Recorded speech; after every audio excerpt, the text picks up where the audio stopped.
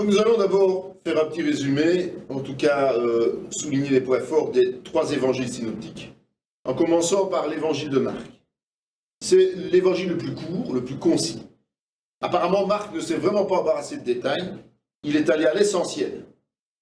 Il faut savoir que pendant les années de rédaction, c'était le moment où le fameux Néron était en train de persécuter les chrétiens.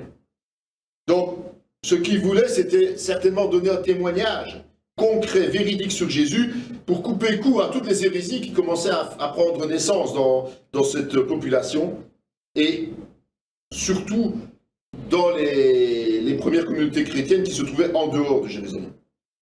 Il voulait décrire pourquoi Jésus était venu. Il voulait expliquer le principe du salut. Il utilise souvent le mot « aussitôt », comme si tout se passait vite. 40 fois, il utilise ce mot. Ça donne une idée d'une action jamais relâchée, très rapide.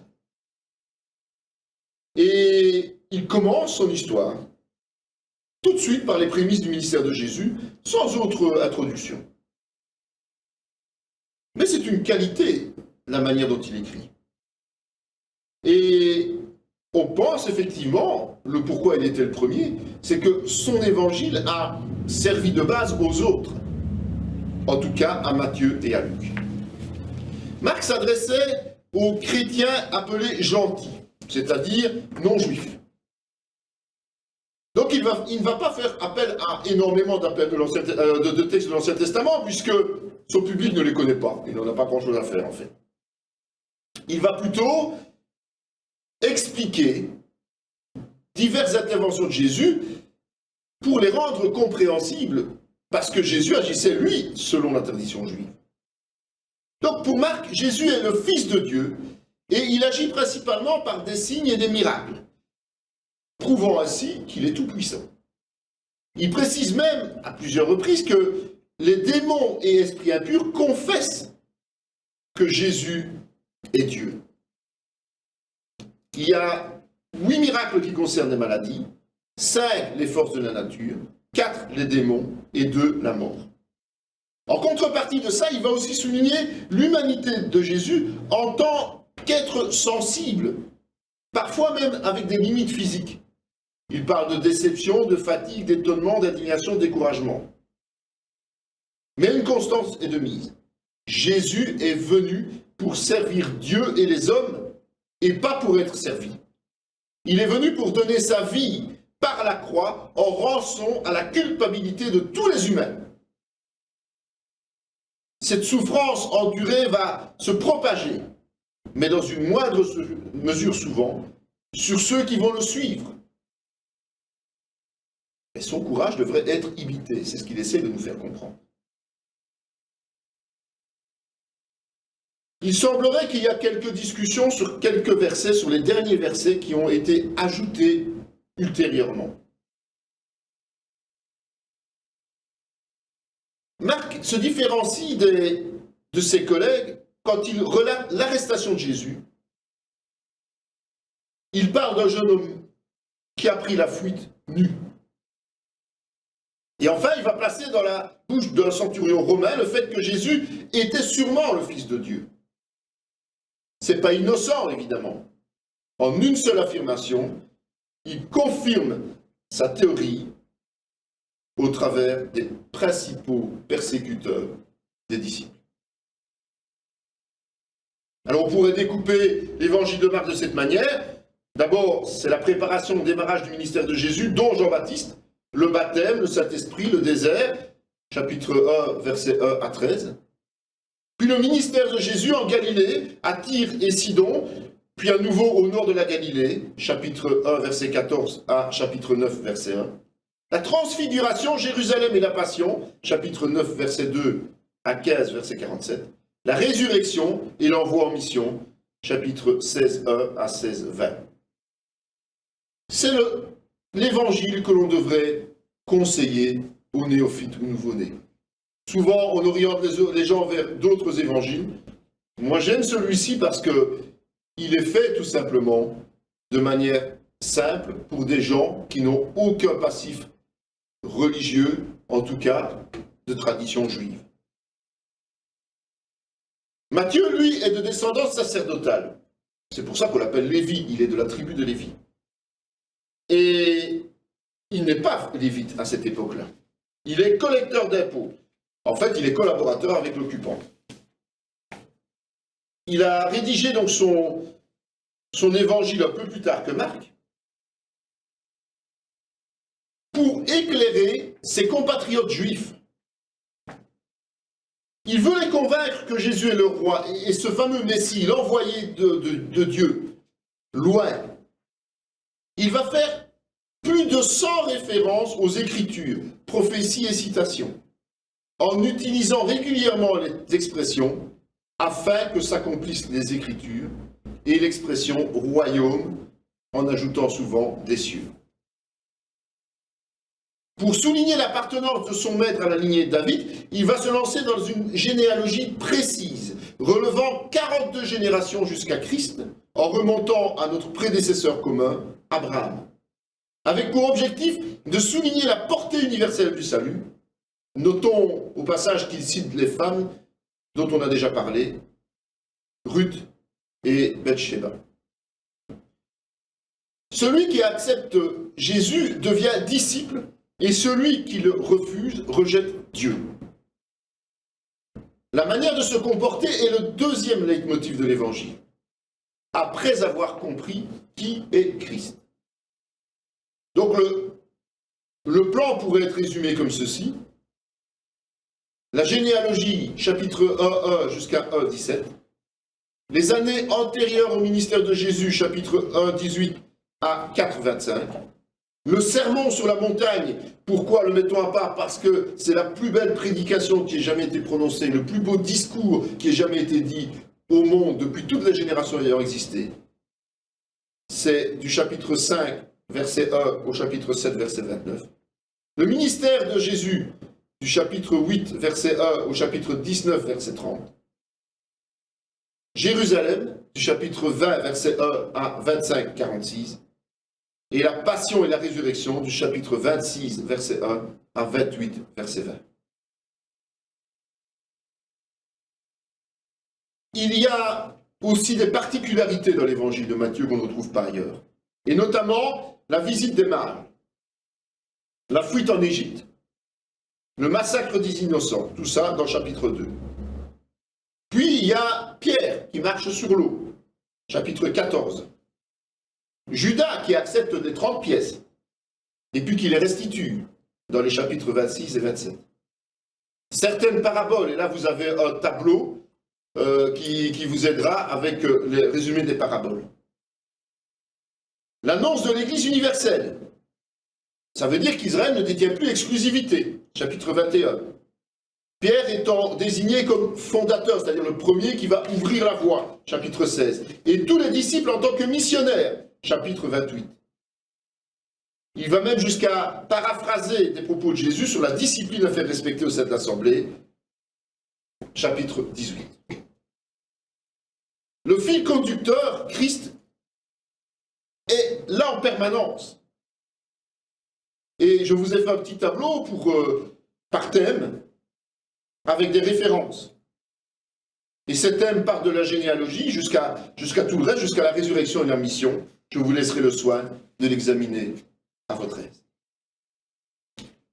Une autre particularité est le fait que tout le texte est construit sur base de discours de Jésus qui en font en fait un manuel pratique du croyant. On a vu le sermon sur la montagne du chapitre 5 à 7. Et c'est vrai que quand on dit que c'est le plus beau des discours, c'est même les politiciens et les orateurs du monde envient cette manière d'exprimer les choses. Christ va commencer en force avec des béatitudes. Béatitude, c'est heureux ceux qui. C'est un véritable trésor de vie et d'espoir avant d'aborder la plupart des points essentiels d'une foi qui est mise en œuvre. Et puis, il annonce que la loi et les prophètes sont accomplis au travers de l'amour. Il nous donne le modèle de la prière, le fameux Notre Père. Il nous parle du jeûne et de l'offrande. Il nous encourage à abandonner le matérialisme, à mettre notre confiance en Dieu, parce que la sécurité est en lui, à ne pas juger, à respecter ce qui est saint. Il parle des prières qui sont exaucées et de comment mettre en pratique la parole. Le second discours, c'est la mission des 12 apôtres. C'est une entrevue privée à ce moment-là. Et cette entrevue privée, évidemment, aujourd'hui a une portée pour chaque chrétien. C'est comme si nous étions en entrevue avec Jésus. C'est une bonne base de départ pour nous préparer à la tâche qui nous attend, c'est-à-dire cibler nos auditeurs selon ce que Dieu nous donne comme ordre et ne pas s'embarrasser des choses du monde lorsque nous allons évangéliser. Il faut savoir qu'on va subir des persécutions, elles sont inévitables, mais savoir que Dieu veille sur nous en toutes circonstances et savoir faire des choix en plaçant l'Éternel avant notre propre famille.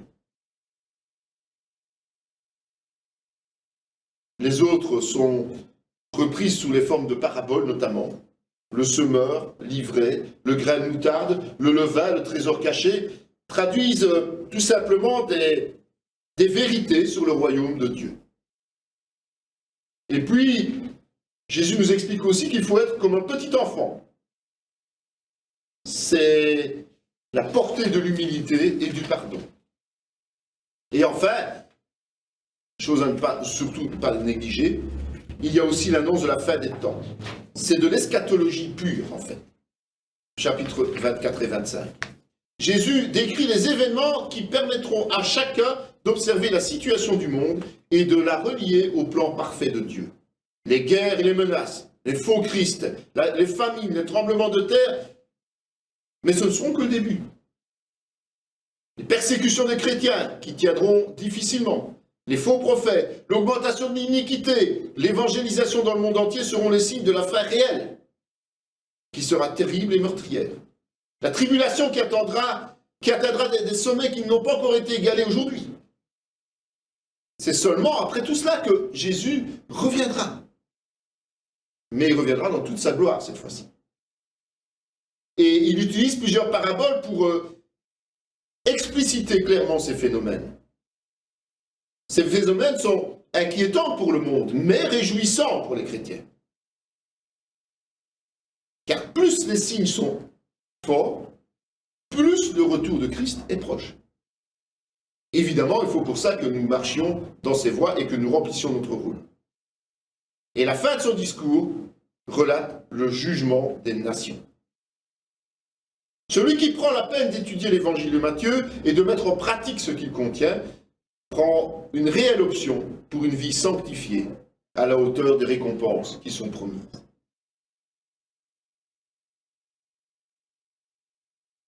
Matthieu et Marc étaient proches de Jésus. Et manifestement, ils étaient juifs. Luc, c'est tout différent. Il est de culture grecque. Il n'a pas fréquenté de près ou de loin le Sauveur, mais il s'est inspiré des témoignages, comme je vous l'ai dit tout à l'heure, et il rend le contenu sous forme historique. Il va faire un deuxième tome à son évangile, qui n'est autre que le livre des Actes des Apôtres, dont on va parler après.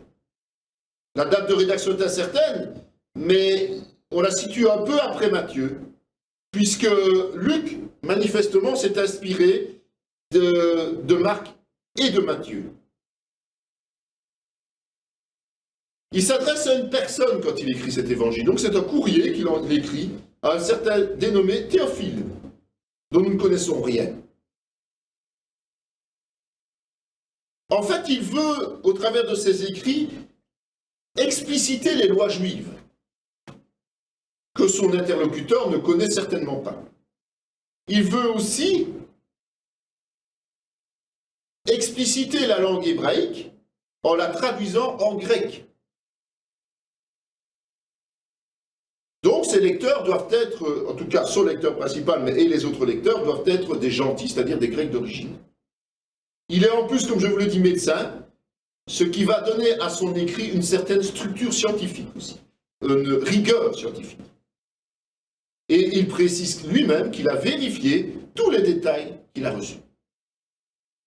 Le but de Luc, c'est d'asseoir définitivement la vérité sur la vie de Jésus, qui annonce au début de son ministère, la réalisation des prophéties d'Ésaïe, sur base des témoins oculaires, qui évidemment se font vieillissants ou qui sont en train de subir le martyre. Comme Matthieu va faire une généalogie de Jésus en remontant à Adam, lui, ce qui est beaucoup plus parlant pour un païen. Et il va relier tout le fil de la vie de Christ à des événements contemporains païens. Il détient même des données tellement précises sur l'enfance qu'il est probable qu'il ait rencontré Marie ou quelqu'un de très proche de Marie. Ce souci de précision explique pourquoi la vie de Jésus est mieux détaillée que les autres évangiles. Plus de la moitié du livre de Luc n'est pas commun aux deux autres. On ne va pas énumérer toutes les différences, mais plusieurs originalités quand même, dont les paraboles et des miracles dans les tableaux comparatifs que vous verrez un peu plus tard. La structure du texte pourrait être résumée comme une présentation d'abord, chapitre 1, versets 1 à 4, l'enfance et la préparation au ministère de Jésus, chapitre 1, 5 à 4, 13, le ministère en Galilée de 4, 14 à 9, 50, du Galilée à Jérusalem de 9, 51 à 19, 27, la passion de 19, 28 à 23, 56, la résurrection et l'ascension, 24. Petite parenthèse, n'oublions pas que lorsqu'on fait un plan, c'est toujours subjectif. Et que donc le plan que je vous donne n'est pas nécessairement celui que vous ferez le jour où vous étudierez plus en profondeur un évangile ou un autre texte. La construction du récit est basée sur une évolution progressive, comme un circuit semblable à celui que David avait fait, de Bethléem à Jérusalem, et l'accomplissement des plans de Dieu pour le rachat de l'humanité. Par ce principe, eh bien, ce texte va être différent de celui des deux autres, surtout dans l'ordre d'apparition des événements et dans le déroulement. Jérusalem est le point central de l'itinéraire. Bébé, Jésus est présenté au temple et ressuscité, il rejoint ses disciples à Jérusalem. Les actes vont débuter à Jérusalem aussi.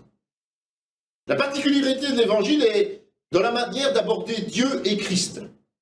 Il va mettre en exergue le plan de grâce pour tous de la part de Dieu et la condition humaine de Christ, en soulignant principalement ses sentiments d'amour pour les personnes fragiles. C'est Luc qui parle surtout des pauvres, des veuves, des exclus, des pécheurs. Il va insister sur la nécessité d'une vie de prière, notamment au travers de 3 paraboles originales, l'ami qui frappe à minuit, le juge inique et le pharisien et le collecteur d'impôts, et toute une série de prières de Jésus qui sont reprises comme telles lors de son baptême, dans le désert, pour le choix des disciples, lors de la transfiguration, avant son enseignement sur le Notre Père, pour Pierre, à Gethsémane et sur la croix. À noter aussi que beaucoup de cantiques chrétiens ont pour origine les écrits de Luc. L'Ave Maria, le Magnificat, le Benedictus, le Gloria in Excelsis, le Nunc Dimittis. En fait, sont originaires des 2 premiers chapitres, ont malheureusement été détournés de leur sens, mais sont originaires de là. Lorsque l'ange, Marie, Zacharie, d'autres anges et Siméon ont loué l'Éternel pour la réalisation de ses plans concernant le Messie. Donc normalement, ces cantiques chrétiens devraient honorer et glorifier Dieu uniquement et pas honorer des personnes. On est bien d'accord. Les femmes ne sont pas en reste dans l'évangile de Luc. Il parle notamment des 2 Maries, d'Élisabeth, de Marthe, des 2 filles de Jérusalem et plusieurs veuves, qui tiennent des places en vue, alors que la tradition juive de l'époque les considérait comme des individus de seconde zone. Enfin, on retiendra qu'il y a des faits particuliers comme le contenu du dialogue lors de la transfiguration. Jésus pleure sur Jérusalem. Que sa sueur est devenue des gouttes de sang à Gethsémane. Sa présence face au tétrarque Hérode. La promesse au brigand qui l'a reconnu. Et puis l'entrevue avec les disciples d'Emmaüs. Donc l'évangile de Jean, ce 4e évangile, n'est pas mis au même niveau que les 3 premiers, simplement parce qu'il y a des différences notoires. D'abord, il aborde la vie et le message de Jésus d'une manière tout à fait différente, en évitant de baser son contenu sur celui des trois autres, malgré le fait que Jean a rédigé le sien après les autres. Donc, comme je vous l'ai dit, on était aux environs des 95 après Jésus-Christ. Par exemple, les chapitres 14 à 17 sont totalement originaux. C'est le discours de la chambre haute.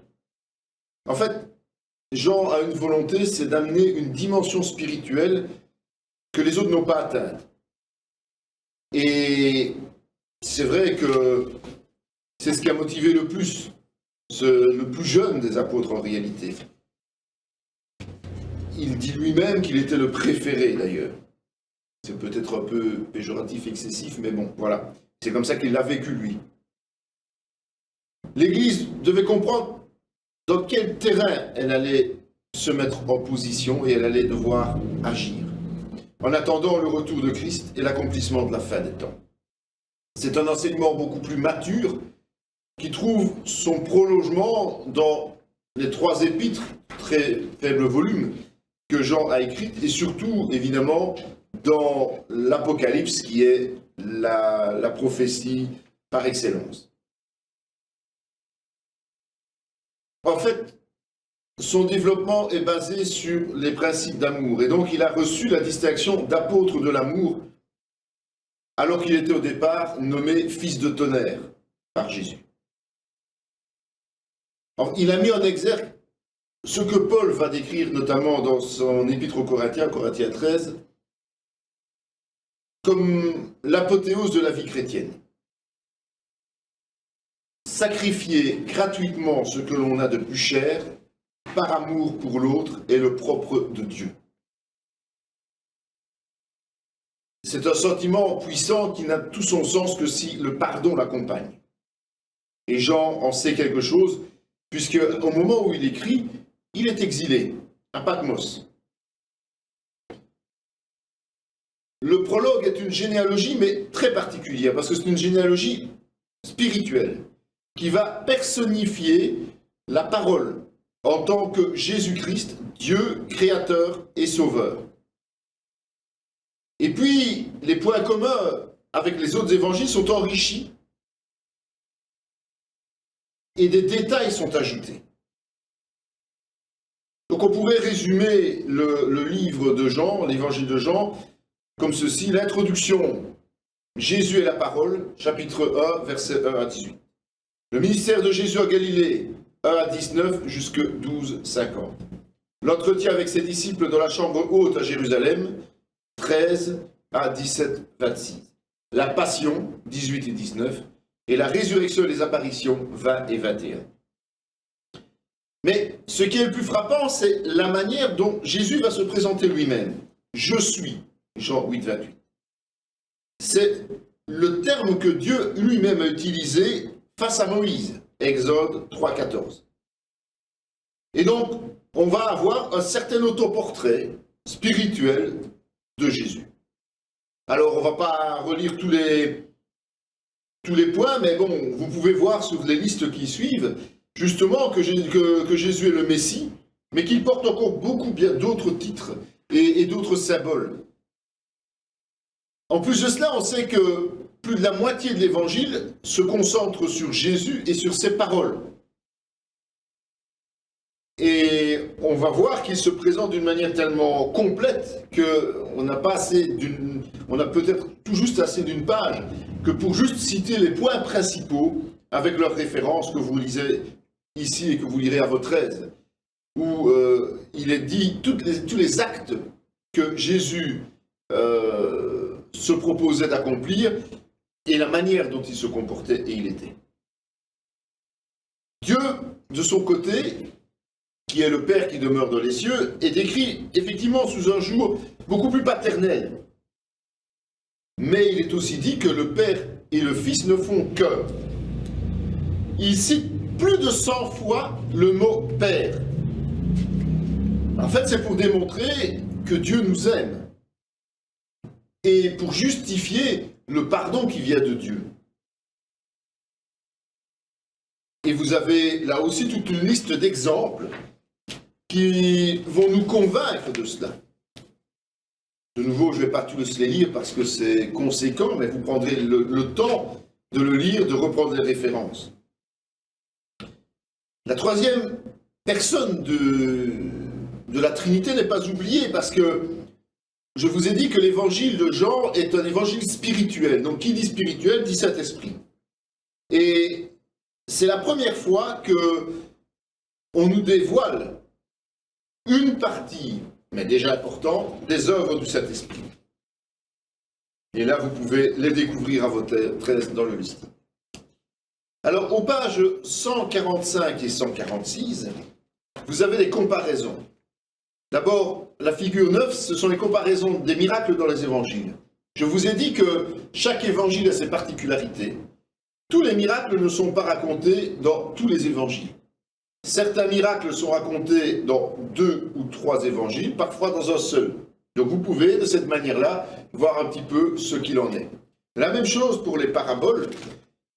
Vous verrez que beaucoup de paraboles sont reprises dans les 3 évangiles synoptiques. Il y a une seule parabole dans l'évangile de Jean. C'est celle du bon berger. Toutes les autres paraboles se trouvent dans les 3 évangiles. Et vous verrez que souvent, c'est plutôt Luc et Matthieu qui ont parlé de cette manière. Marc a quelques paraboles en commun et l'une ou l'autre particulière. C'est la figure 10. Suite aux évangiles, on aborde les actes des apôtres.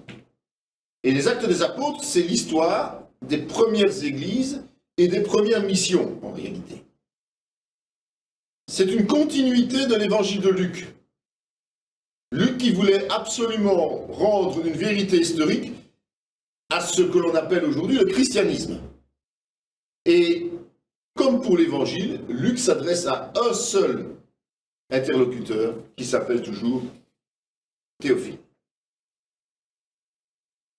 Luc a fréquenté et accompagné Paul dans certains de ses déplacements missionnaires. On le sait parce que quand il relate les faits, il s'y inclut. Donc dans un premier temps, il a enquêté sur la vie de Jésus. Et maintenant, dans les Actes des Apôtres, il devient un témoin oculaire direct. Mais sa manière de travailler reste aussi précise.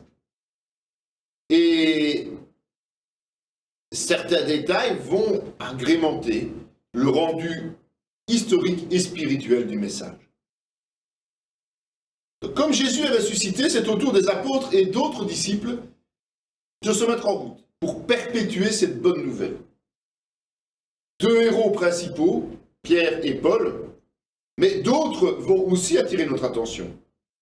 Par exemple, Étienne, Philippe, Barnabas.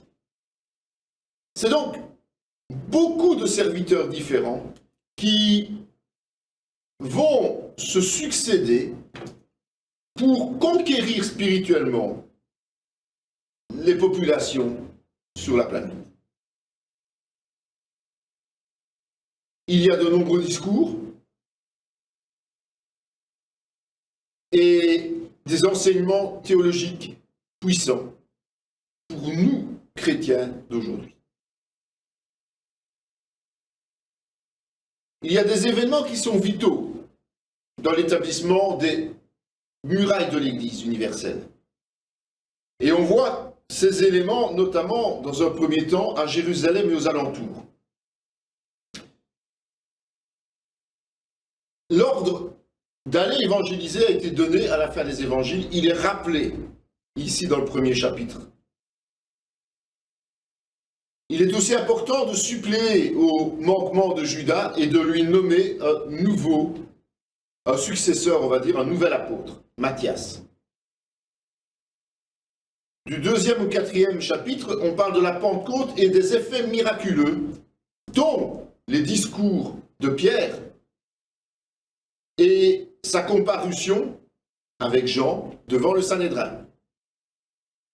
Puis, dès le chapitre 5, on voit le premier jugement implacable de Dieu, Ananias et Saphira. Il y a plusieurs signes miraculeux et une nouvelle comparution devant le Sanhédrin. Chapitre 6, c'est le choix des diacres. suivi du martyre d'Étienne. On parlera à partir du chapitre 8 d'un certain Saul et de sa conversion. Puis on reviendra sur Philippe.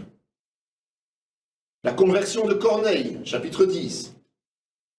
Et Pierre, libéré miraculeusement de prison, chapitre 12.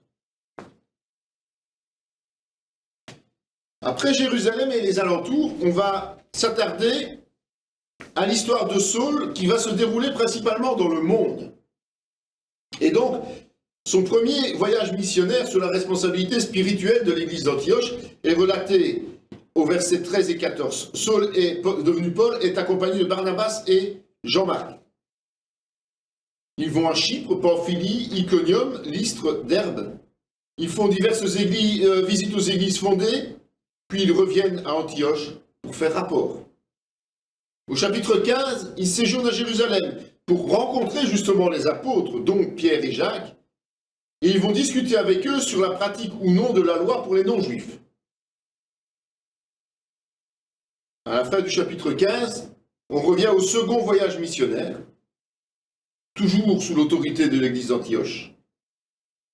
Et Paul est accompagné de Silas parce qu'il y a eu dispute entre Barnabas et Paul qui refusait de prendre avec lui Jean-Marc. Donc Paul va rendre visite aux frères de Syrie, de Cilicie, il va à Lystre, et là, Timothée va les rejoindre. Il va en Asie mineure, puis Troas, Europe, dont Philippe, Thessalonique, Bérée, Athènes et Corinthe, avant de revenir à Antioche. Le troisième voyage missionnaire, toujours pour l'église d'Antioche, il va visiter les églises de Galatie et de Phrygie. C'est là qu'il va rencontrer Apollos et à Éphèse. Il va rendre visite aux églises de Macédoine, et puis partir pour la Grèce, et revenir à Macédoine, et à Troas. Puis c'est Milet, où il convoque les anciens d'Éphèse. Et là, il leur fait ses adieux avant de se rendre à Jérusalem pour y subir la persécution. C'est à partir du chapitre 21, Jérusalem et Césarée. Son témoignage, son vœu, la trahison des Juifs, sa défense devant la foule et le Sanhédrin, le gouverneur Philippe, Festus et Agrippa, sa nationalité romaine et son appel à César. Et les deux derniers chapitres, 27 et 28, se déroulent sur son voyage à Rome et son arrivée à Rome. Il va d'abord échouer à Malte, et puis à Rome même, il va finaliser son ministère d'évangéliste. Il est intéressant de voir comment les églises ont été fondées, et surtout comment elles ont pris de l'ampleur. Donc la Pentecôte, ou ce qu'on peut appeler le baptême du Saint-Esprit, des disciples, eh bien, il va bientôt y en avoir, et très rapidement, 3000 âmes qui forment la première communauté. Puis, il y a une croissance continue et journalière. Ensuite, il y a des conversions diverses, dont des conversions de persécuteurs comme Saul. Conversion de serviteurs lévites de Dieu, les sacrificateurs, des Romains qui sont des païens, des gardiens de prison. Et par quels moyens est-ce que ces églises grandissaient? Eh bien, il est dit que c'était par l'évangélisation, mais aussi par le Saint-Esprit, par l'unité et les œuvres, par la puissance spirituelle, par l'organisation, par la prédication, par le sacrifice et la vigilance, et par les persécutions. Et c'est vrai que tous les voyages de Paul vont donner naissance à une liste impressionnante de courriers. Et la parole reprend, donc la Bible contient 13 de ces lettres, qui portent effectivement communément le nom d'épîtres de Paul. En fait, quand on lit le Nouveau Testament, la majeure partie de la suite des évangiles et des actes des apôtres est occupée par ces épîtres de Paul. L'ordre chronologique, je vous le rappelle, n'a pas été respecté puisqu'on s'est rendu compte que Paul a commencé à écrire assez rapidement des lettres alors que tous les évangiles n'avaient pas été écrits. Les écrits, on va les étudier sur une base. C'est sur le contenu spirituel. Le but, c'est d'apporter un bagage concret et indispensable pour la vie de chaque chrétien.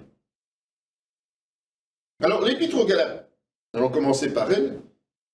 On pourrait intituler cet épître « Le salut et la liberté par la foi uniquement ». Paul doit défendre son ministère d'apôtre des gentils. Et donc, qui dit ministère dit autorité spirituelle. Une autorité qui est reçue directement de Christ. Paul s'adresse à ses frères de Galatie, en Asie mineure, pour leur faire part de l'évangile qu'il annonce. C'est-à-dire le salut par la foi et non par les œuvres. Le salut par les œuvres était imposé par la religion juive, évidemment. Et il va s'appuyer sur la foi du père des croyants, Abraham. Retourner dans le légalisme après avoir reçu le salut n'apporte rien de bon, mais uniquement des pertes considérables. Notamment renoncer à l'héritage des enfants de Dieu, le retour à la chair et à ses conséquences, une perte de la liberté et de l'apport du sacrifice de Jésus. Si le chrétien se trouve devant un dilemme entre la soumission à la chair et à l'Esprit Saint, le choix valable apporte la liberté en Christ qui produit les bons fruits, totalement imposés à ceux de la chair, ce que les faux docteurs tentent de nier. La première épître aux Thessaloniciens ou le retour certain de Christ. Paul fait part de sa satisfaction parce qu'il a appris que cette Église a un comportement exemplaire. C'est par Timothée qu'il l'a appris. Timothée a fait rapport. Le rapport est favorable. Il rappelle encore son ministère apostolique. Et toutes ces bonnes nouvelles, quelque part, l'amènent à prier et à souhaiter les rejoindre prochainement. Il va encourager chaque membre à vivre dans la sainteté personnelle et institutionnelle et dans l'amour fraternel. Et c'est là que le cœur du message arrive. La seconde venue de Christ, qui va être accompagnée de signes clairs et inattendus pour les incroyants.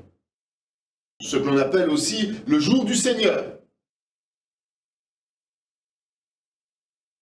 La date est inconnue, mais cette certitude de son retour réconforte ceux qui vivent des deuils, puisque ceux qui se seront endormis en Christ ressusciteront en même temps que les saints encore vivants à ce moment. Cette promesse entraîne évidemment certains devoirs quotidiens pour les chrétiens. Dans sa seconde épître aux Thessaloniciens, Paul remet un peu les choses au point et dit « Le jour du retour de Christ n'est pas nécessairement proche ». Donc le premier courrier se voulait encourageant, mais manifestement les frères ont été déstabilisés. Et beaucoup ont interprété le retour de Christ comme imminent. Mais Paul va réaffirmer avec fermeté que Christ revient bien. Mais il ne faut pas se laisser leurrer sur les choses qui vont devoir d'abord s'accomplir. La seule garantie qui est donnée, c'est la différence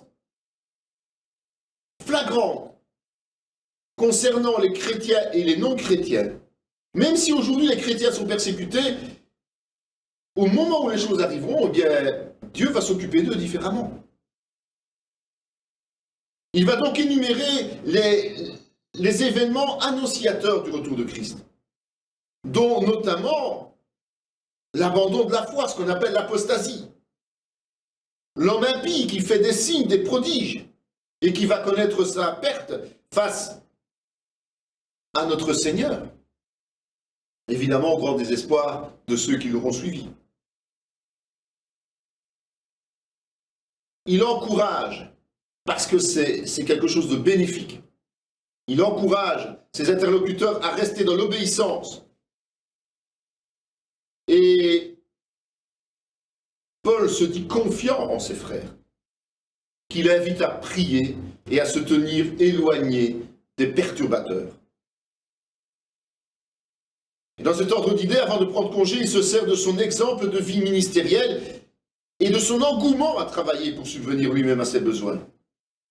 Il est obligé de rappeler à l'ordre certains fidèles qui, profitant des mauvaises interprétations, se laissent entraîner par la paresse au quotidien.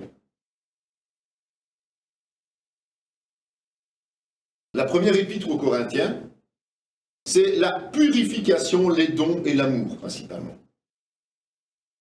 L'église de Corinthe a été fondée par Paul. Elle est d'origine grecque et elle tombe malheureusement dans des travers charnels qui ont pour origine les philosophies grecques de l'époque qui sont permissives et surtout qui sont basées sur l'apparence plutôt que le fait d'agir. Et dans ce contexte, un certain Apollos, qui était quelqu'un de doué pour la parole, et il a fait de tels discours que même Paul a été discrédité. Et il a influencé involontairement les membres de l'Église au point de presque provoquer une division, en tout cas des discussions. Donc Paul est obligé d'écrire à l'Église pour la rappeler à l'ordre.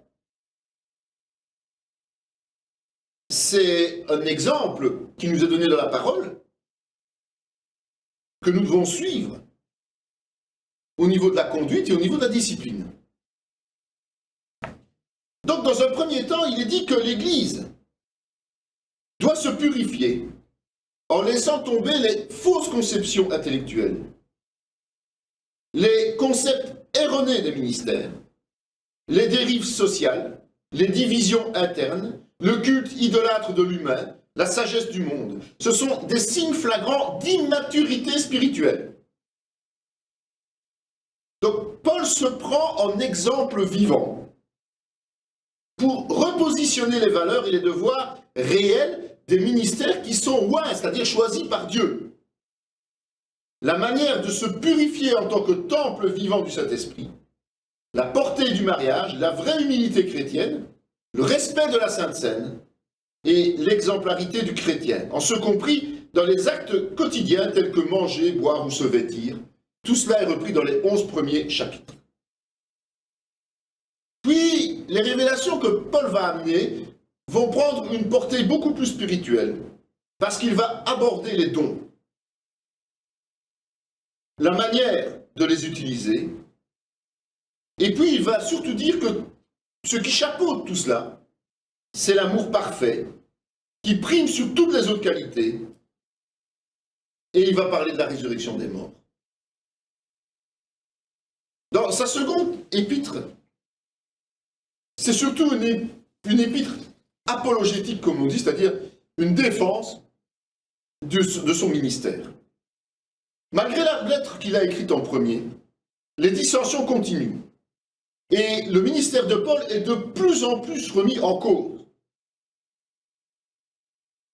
Donc il va se décider à parler de façon plus intime de son travail et de son vécu, tout en réenseignant le sacrifice substitutif de Christ pour tous les pécheurs et la manière de se comporter pour ceux qui ont choisi de suivre Christ, après avoir reçu le témoignage et surtout avant qu'il soit trop tard.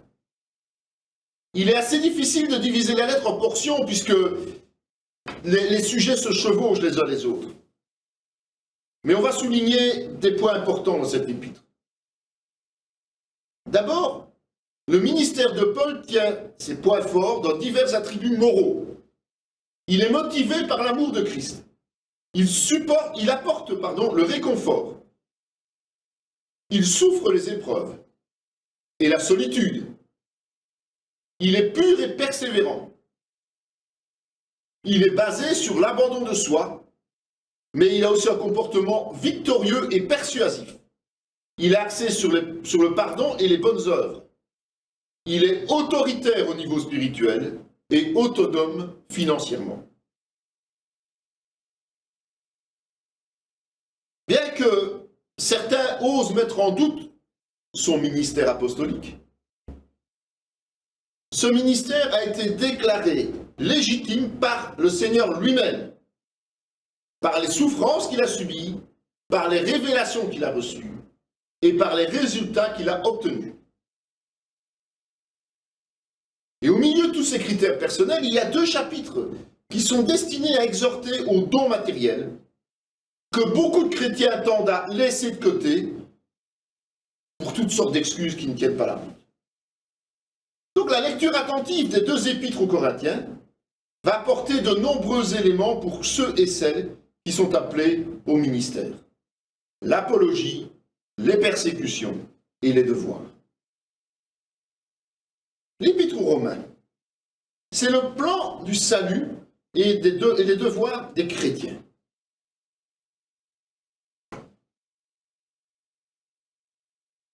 Le contenu de cet épître va se répartir en 2 sections distinctes. Une première section, c'est la doctrine du salut, les 11 premiers chapitres. Et la deuxième, c'est la pratique chrétienne, du chapitre 12 au chapitre 16. Pour le salut, Paul donne certainement la meilleure manière de comprendre. C'est pour ça qu'il faut vraiment tenir compte du fait que ceux qui ont imprimé les Bibles aient placé l'Épître aux Romains en premier. C'est parce que justement ça concerne la doctrine du salut. L'homme est pécheur, qu'il soit païen ou juif. Il est faible face au désir de la chair. Mais il a une possibilité, c'est de recevoir une vie nouvelle au travers des plans parfaits de Dieu. La loi et les œuvres n'offrent aucune possibilité de vie éternelle, puisque la justification est conçue uniquement au travers de la foi. C'est une grâce, un cadeau. Et celle-ci est surtout illustrée par l'exemple d'Abraham, père de l'Église, qui a vécu avant que la loi de Moïse soit appliquée. C'est par amour que le Père a offert gratuitement son Fils, ce qui entraîne le besoin du bénéficiaire de sacrifier sa propre chair au prix d'une lutte permanente et de se mettre au service de Christ. Le salut va engendrer une nouvelle vie qui permet de connaître la vraie liberté et la justice au travers de Jésus. Et c'est consécutif au principe de l'élection du peuple élu et des gentils, au travers de notre Père à tous, Abraham, ce que les Juifs n'ont pas compris correctement, parce qu'ils ont confondu loi et foi que Paul explique à nouveau. Le fait que nous soyons intégrés dans la descendance spirituelle d'Israël ne peut en aucun cas être un objet de vantardise, parce que sinon nous chuterions. D'autant que Dieu a prévu le rétablissement de son peuple. Et c'est à ce moment que Paul met à notre profit son enseignement pratique au niveau de nos devoirs. C'est une approche simple, concise, mais c'est un très bon résumé du comportement que devrait adopter tout chrétien né de nouveau. Comme par exemple l'écoute de la volonté de Dieu et pas des hommes. Notre fonction dans l'Église, la manière de pratiquer l'amour, le courage, le soutien au ministère, la victoire sur le mal, la bénédiction, pas la malédiction, le respect de toute forme d'autorité, le soutien des faibles, tout cela comme Christ l'a fait. Et comme à presque chaque fois, Paul aborde un pan de sa vie personnelle avant de faire des recommandations et de prendre congé de ses frères